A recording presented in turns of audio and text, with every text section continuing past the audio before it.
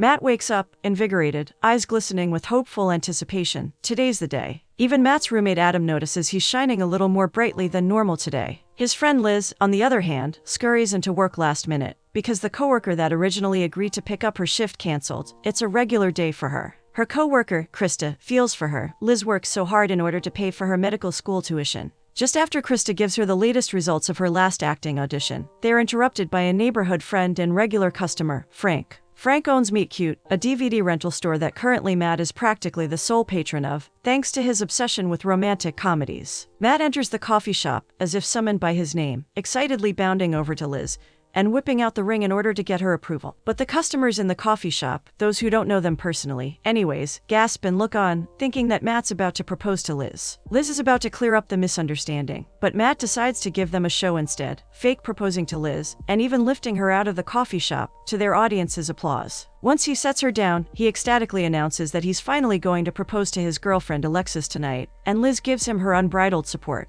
At the office, Matt's friend Eddie has some exciting news for him. About work, of course. When Matt's not as focused or receptive as Eddie would like, his friend asks, "What's the deal?" and Matt reminds him about his plan to propose today. Eddie's a robotic workaholic, so he doesn't quite understand Matt's excitement. He doesn't think there's anything more to life than earning money and excelling professionally. Matt respects his friend's work ethic, but almost pities that he doesn't understand love. While at the library, Liz gets a call from her friend Summer, and they talk about Matt's plan to propose tonight. Matt asks Summer to help decorate his and Adam's apartment for what he calls the after proposal. The girls are quite happy for Matt, though Liz is surprised with how he plans to propose. Summer thinks it's very on the nose for someone who believes love is like the movies, and wishes her own boyfriend, Adam, would take a page out of Matt's book. She and Adam are a couple, and work together as a screenwriting duo. While going over a script they're currently working on, Summer notices they've left out any trace of romance or partnership in the stories, but Adam argues that action-adventure movies don't need them. Adam is the most unromantic person that Summer knows, and while, in theory, she knows he loves her, it wouldn't hurt him to try to invest in the relationship every once in a while. Matt distracts them when he walks out, modeling an old-school-style tuxedo he's rented for his big proposal. Adam is in disbelief that he'd do something as risky as proposing.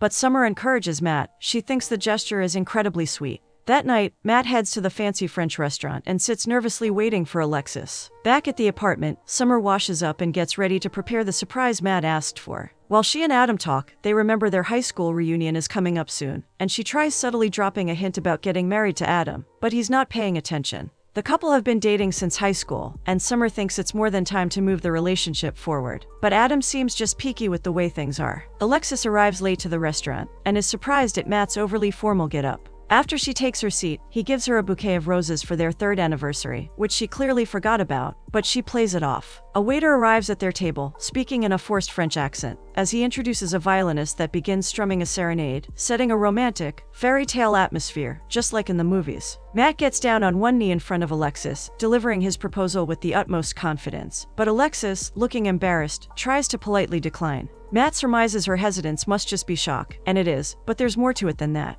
Alexis makes him sit back down before he further makes a fool of himself, and she explains to him that she's been feeling them grow apart for quite some time now. She's tried to give Matthew hints about their disconnect, but he's so in love with the idea of being in love that he never stopped to notice. Alexis apologizes, but she can't stand it anymore, and leaves Matt at the restaurant alone. He's not even given time for the grief to set in before the waiter from before comes to remind him, in his normal American accent, that Matt needs to pay the violinist he hired, regardless of what his girlfriend's answer was. He leaves in the limo he rented, squished in with the dozens of now soon-to-be unloved teddy bears. On the way, he stops at Meet Cute to try to pay Frank off for the tux, but Frank lets him keep it on the house. He's had a rough enough day as it is. As he walks home with a renewed pile of rom-com movies to drown his sorrows in, Liz finds him and asks about the results of the proposal, even though she can tell from his expression that everything didn't go according to plan. She asks if he wants to talk about it, and he agrees, although when they get back to Matt's apartment, they don't actually talk at all. Instead, Liz makes them orange floats, simply telling him it's her loss, and they curl up on Matt's couch, watching his favorite romance movies in comforting silence. For days after the breakup, Matt stays glued to the couch, looking more and more pitiful with time. He watches romance movies nonstop, trying to escape to a happier reality. The apartment is a complete mess, with roses decaying since the night of the ill-fated proposal, food containers and beer cans strewn about, and Matt perfectly matches the sloppy atmosphere. He pines, looking at old photos of Alexis, and when he shows up to work on Monday looking downright homeless, Eddie wonders what happened over the weekend. Matt gives him the summary in one sentence, but doesn't stick around to hear Eddie's response. Eddie can see Matt's hurt, so he actually tries to be supportive for once, except he's very bad at it. For the umpteenth time, Matt tries calling Alexis. He's left her so many voicemails that her mailbox is now full, when suddenly the movie he's watching gives him an idea. While working at the coffee shop, Adam expresses to Summer that he thinks Matt's better off without Alexis, and blames Matt's rush to propose for ruining their relationship. Summer rolls her eyes, knowing how immature her boyfriend can be, and how ignorant he is about love. They're interrupted by Liz, who's also concerned about Matt, since she passed by earlier and Matt wasn't home. Adam and Summer immediately find this alarming, knowing Matt is so depressed that he'd been practically glued to the couch for days. Matt goes to Alexis's house with an old-school boombox, attempting to reenact the scene from the classic romance movie, Say Anything. But shortly after he turns the boombox on, the yard sprinklers kick in, soaking him from head to toe. Defeated, and with a shorting boombox, Matt retreats, just as Summer and Adam pull up.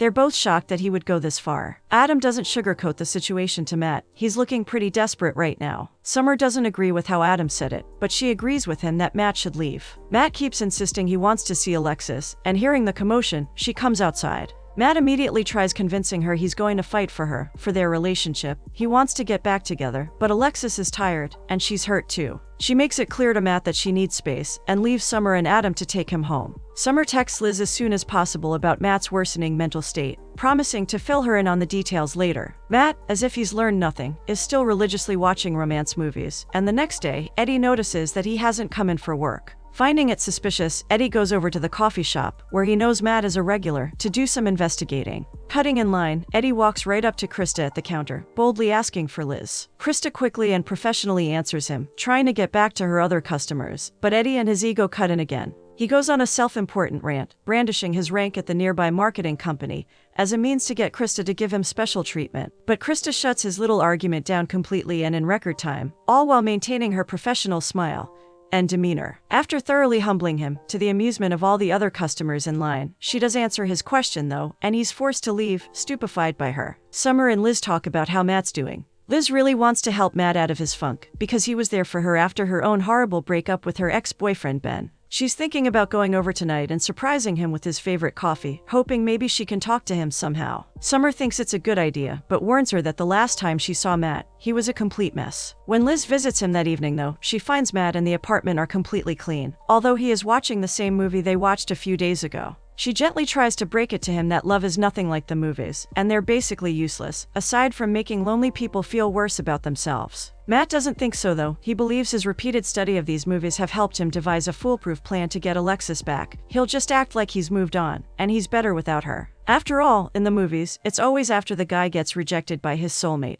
and turns over a new leaf that she comes back and professes her love to him. Matt resolves to get out of the apartment more, start dating and enjoying life again, and he convinces Liz that she should come with him, because every male protagonist in a rom-com has a best friend and wingman. Besides, she works too much and never makes time to do anything fun. Liz agrees, since she needs to get Ben off her mind anyway, and they start their singles adventure by going out that night. They meet Summer, Adam and Eddie at a rustic bar, and they're all curious to know how she managed to convince Matt to come out tonight. She admits she didn't, and immediately the boys know that Matt's devised some sort of plan. He returns to the group, just in time to set Liz up to dance with an awkward-looking guy at the bar whom she was about to reject. As she's whisked off to the dance floor, Matt lays out his brilliant plan to the rest of the group, of how he's going to win Alexis back before their high school reunion at the end of the month. Be desirable, not desperate. They're a little skeptical about it, but they're glad he's getting back out there. Matt joins Liz on the dance floor, saving her from the awkward encounter he forced her into, and they enjoy the rest of the night out, both of them dancing the night away with no rhythm.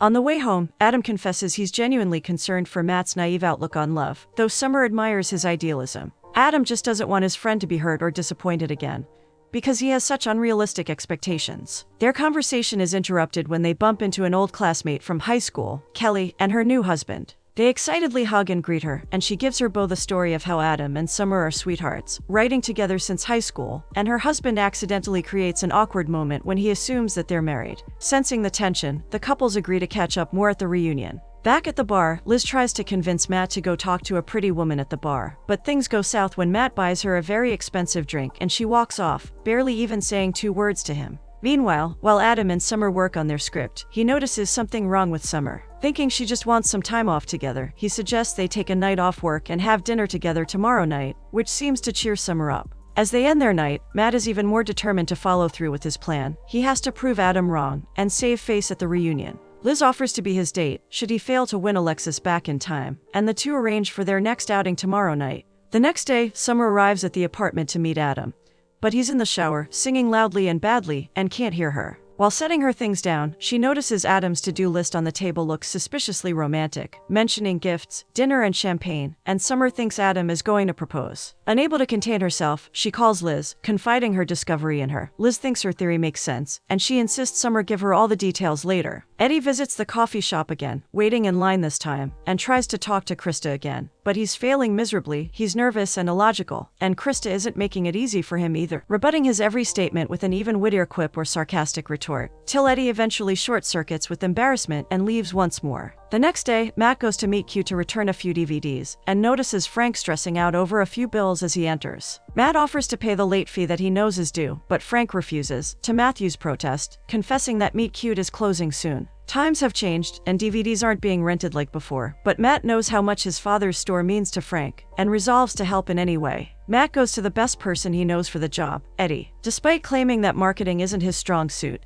he convinces Eddie to help rebrand Meet Cute, pro bono, by selling him a pitch he knows his ego won't resist, showering him with praise and calling him the Robin Hood of advertising. Eddie caves easily, agreeing to go over to Meet Cute tomorrow. Liz meets Matt as the venue for their outing, and to her utter horror, it's a speed dating event. Liz thinks it's a terrible idea and wants to back out, but Matt's already signed them up for it. They go through date after disastrous date, until finally Matt gets scared and decides to bail. Date night for Adam and Summer, however, turned out to be going out for burgers and eating at the park. Not exactly the romantic evening Summer had in mind, but she tries to make the best of it, just glad that they're together. Adam gets Summer to dig around in her bag, and she finds a little red gift box he's hidden inside it. Summer is elated at his gesture, knowing he never does anything romantic, and excitedly opens the gift box, only to find socks instead of a ring. Overwhelmed, Summer decides she needs some space. As Matt and Liz are taking a stroll outside, recounting all the charming dates they've just experienced, when Liz spots her ex walking towards them with a woman in tow. Liz wants to avoid them, but she's already been spotted, and they're forced into an awkward conversation where she's introduced to the girl he replaced her with, Rachel. Ben makes a degrading comment about speed dating,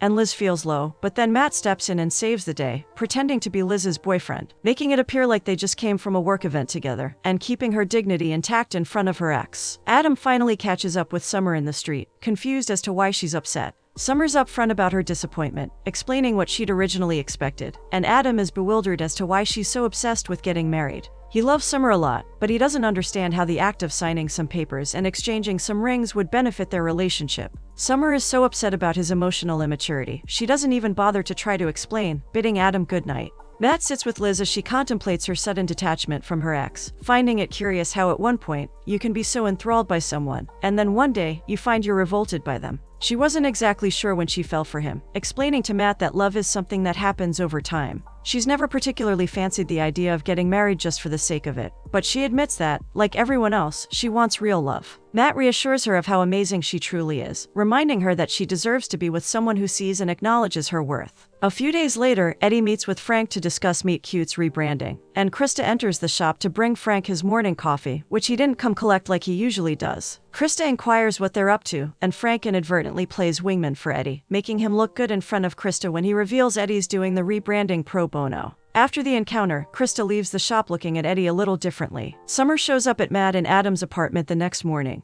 and she's clearly still pissed at Adam. She doesn't greet him, smiles only at Matt, and plans to leave work early today. Matt, without missing a beat, heads over to Cafe Connections. There, he's greeted by Krista, who informs him that Liz is out sick today, and he immediately heads over to check on her. Liz is curled up with a book when Matt knocks on her door, arms full of medicine, soup and movies. She lets him in, and without hesitation, he immediately starts tending to her. He makes her tea with honey, grabs her an ice pack, and tucks her in to watch a movie. He settles in next to her, and they watch the movie in comfortable silence. Back at the apartment, Adam tries apologizing to Summer, but his apologies are empty if nothing changes. Summer feels as though their relationship has become stagnant, thanks to Adam's refusal to take the next step, and she's wondering if this is how far they go together. Perhaps they should both move on. Adam reacts really badly to that suggestion, He doesn't want to move on, but he doesn't want to move forward either. Then he starts deflecting, suggesting that Summer's only thinking about marriage to impress their friends at the reunion, and that is the last straw for her. She can't believe he would say something like that. They've been together for over a decade. Summer packs up and leaves, unable to stand both being with Adam physically and being with him in relationship limbo. Matt enters shortly after, inquiring about Summer, who he saw on his way in, but then Adam storms off too, leaving Matt mildly confused. There's a knock at the door moments later and Matt opens it, expecting Adam forgot his keys, only to be surprised by Alexis. She claims she's come by to pick up some things she left at his place, but after he gathers them, she admits she just came as an excuse to see him. While she does miss him, she doesn't say anything about getting back together, but as their hands touch when he passes her the box of her things, Matt's almost sure the spark is still there. After she leaves, he plants himself triumphantly on the couch, soaking in his victory. Matt gloats to Adam and Eddie during a basketball game how flawlessly his plan is working out. Alexis is starting to realize what she had, and that he might not be around forever. Eddie, using Matt as a case study, surmises that inadvertently making a woman jealous is a surefire way to make her notice you, and runs off to concoct a plan to land Krista. Meanwhile, Summer confides in Liz about her thoughts to leave Adam, afraid she'll have to wait another 10 years before he changes his mind about marriage and family, and Liz does her best to comfort her. Later that day, Eddie shows up to the coffee shop with a blonde woman whom he's enlisted to pretend to be his girlfriend in front of Krista. Although it's no Oscar-worthy performance, Krista seems mildly annoyed. Liz helps Summer pick an outfit for the reunion. She wants to look extra good, since she's decided she's going without Adam, and it's her first time going stag. While she changes into her last outfit option, Liz tries convincing her again that they should make up. She and Adam work so well together, but Summer isn't convinced they want the same things out of life. Brandishing the last outfit, Liz confirms for her that this is definitely the best one. While walking past Cafe Connections later that day, Alexis looks inside and happens to see Matt laughing with Liz. The two are looking very close, and Alexis immediately feels jealous. She barges into the coffee shop, interrupting and borrowing him for a moment. Outside of the shop, Alexis grills him on what's happening later, curious to know what plans he and Liz have, in an attempt to verify if they're dating or not. Liz can't take her eyes off of them from inside the shop, and although this should be a good thing, she can't help that she feels a bit anxious. Even Krista notices her mood. Alexis suddenly starts confessing to Matt that she took him for granted and she wants him back, asking to get back together in the most cliché way possible, accurate to Matt's favorite movie genre. Matt agrees without thinking twice, embracing Alexis as they decide to reignite their relationship. Matt and Liz visit Meet Cute to check on the work being done, and Frank excitedly tells them about Eddie's plan to market the place to hipsters. Simply trying to make conversation, Frank asks the couple what their plans are tonight, leading to an awkward reveal that Matt has a date with Alexis planned, and this is the first Liz is hearing of it. He hadn't intended to keep it from her, he just hadn't had the chance to tell her. And while Liz says she's happy to hear the news, the shock lingers on her face. Sensing some tension, Frank leaves. Liz puts two and two together, realizing she won't be Matt's date for the reunion anymore. And while that hurts, if Alexis is his soulmate, then it's worth it. Curious, Liz asks why Matt loves Alexis. Matt's completely bewildered by the question. He's never thought of it before. He's always assumed that love was pure emotion, no reasoning. Eddie visits Krista at the coffee shop the next day to come clean about the incident with his fake girlfriend, confessing it was a weak ploy to get Krista's attention, and that he's in awe of her intelligence. He's never met a woman as sharp as her. He continuously fumbles over himself, trying to keep up with her wit, and admits he's not very good at being charming. In fact, he isn't very good at much else besides work, so he decides to approach her the same way he does his job, set an intention, be direct, and follow through. And finally, Eddie manages to ask Krista out to dinner properly. Matt comforts Adam by lending him a copy of one of his romance movies, claiming it will improve his education on love. But Adam doesn't want to hear it from Matt, who can't recognize true love even though it's right in his face. Matt seems confused about what he means, and Adam is exasperated he has to spell it out for him. He's talking about Liz. As if he heard nothing Adam just said, Matt gets up to get dressed for his date with Alexis. When Liz gets into work that night, Krista is practically glowing, and excitedly tells her about her date with Eddie. Liz is pleasantly surprised to see her like this. Krista is beautiful, so she has no shortage of offers from men, but it's very rarely she's interested in one enough to say yes, and this new romance gives her butterflies, a feeling she'd long forgotten. Matt and Alexis have their date at DuPont's, the bar he, Liz, and the gang usually hang at, but it's completely unfamiliar to her. She's trying to be enthusiastic, but it's clear the rustic bar and comforting chicken tacos are not her usual speed. When Matt tries suggesting that they return for dancing, after the reunion, Alexis tries to lightly joke about his awkward dancing. Matt feels a little insecure about the comment, and shuts down the idea of dancing immediately, dampening the atmosphere. The next morning, Eddie comes into work later than usual, and Matt makes sure to give him a good tease about it. Eddie, almost blushing, reveals he thinks he's falling in love with Krista, and he seems to be enjoying it. He understands that whole joy of love thing Matt preached about before. Eddie figures Matt must be so relieved to have gotten Alexis back before the reunion. But Matt doesn't seem very celebratory about it all. Eddie and Krista meet for their date, and it's all going swimmingly. Although she's just as intelligent and logical as Eddie, her free-flowing spirit and youthful energy complement his type of personality. She gets him to relax more and more as the night progresses, till eventually, she completely melts his cold exterior, and the charm that he was missing starts coming naturally. As Matt finishes getting dressed for the reunion, he checks on Adam,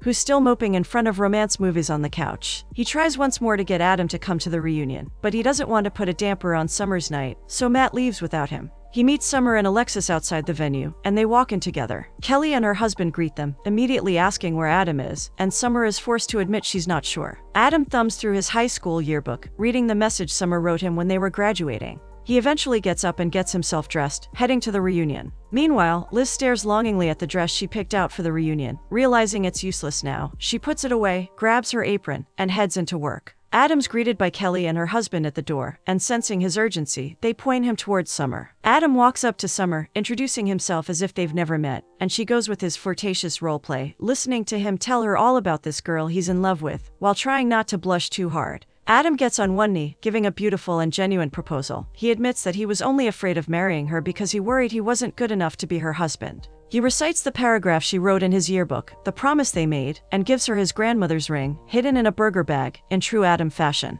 The high school sweethearts seal their love in front of their old classmates. Matt and Alexis run across to congratulate them, and Matt asks what made Adam change his mind. Ironically, he admits that it was all Matt's talk about true love and soulmates that convinced him. He had something real and beautiful with Summer that he didn't want to miss out on. The couples take to the dance floor, but Matt can't help but look at Adam and Summer, and for some reason, memories of the time he spent with Liz come flashing into his mind. He can't focus on dancing with Alexis, he keeps stepping on her toes. Matt slowly comes to the realization that his mind and heart are somewhere else. As hard as it is, he tries to admit to Alexis he's not in love with her anymore, but she beats him to it, already sensing the change in him. He apologizes, expecting her to take it badly, but she's surprisingly accepting, admitting that she doesn't feel the same way about him either, but she thought that if they tried again, perhaps something would change. The two still care about each other, but they can agree that the romantic connection just isn't there. Alexis's womanly intuition leads her to realize Matt's already fallen for Liz, and like any good friend, she encourages him to go. With a final hug, Matt leaves Alexis at the reunion, running off to find Liz. Matt finds Liz at the coffee shop and immediately confesses his love, expressing the mistake he made in running after Alexis. But as much as Liz wanted to hear those words, she can't accept. She feels as though Matt is simply in love with the idea of love. He was in love with another woman only moments ago. How can she trust that he knows what he wants? Desperate, Matt begs Liz to tell him how he could prove his love to her, but she won't budge, and asks him not to show up at the shop anymore. Matt leaves, defeated. As time passes, he tries to move on by teaching himself how to make his own Americanos, even though they're actually terrible.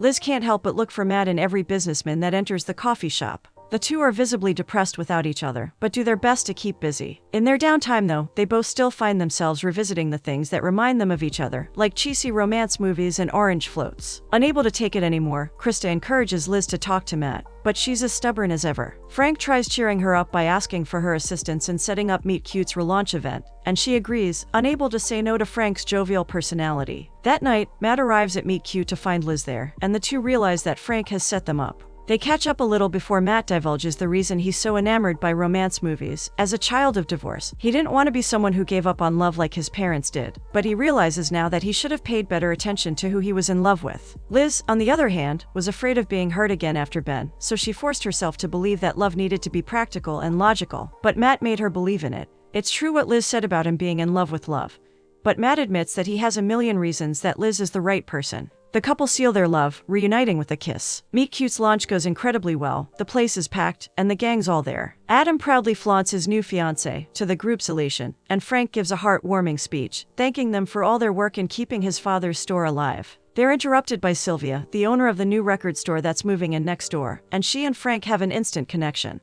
The gang helps Sylvia move boxes into her new storefront. And while Liz grabs a box, Matt sneaks up behind her with a rose in his mouth, scooping her into his arms. Liz giggles giddily, thinking his gesture would be the perfect ending to a romance movie, but Matt thinks that it's just the beginning.